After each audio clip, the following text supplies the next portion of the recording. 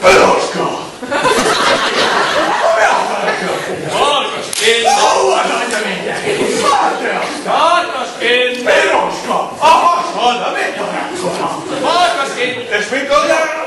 Akkor elmondom, hogy azért, mert én egy évben egy napot dolgozom, 364-en meg fekszem, én eszem. Igen, de mikor jön meg a fakádat? Hát, hogyha látnád, a hátamot nem érdekel. Te nem is piroska vagy?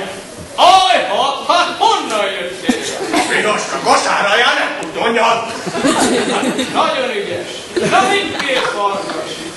Haver, ezt a piroska mesét csodáltam ám meg.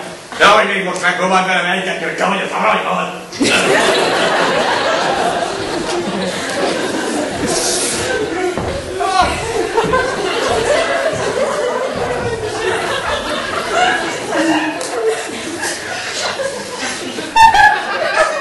Nagymama!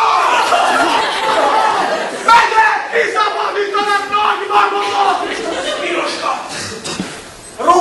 Rossz az egész, nem az! Másik díszlet.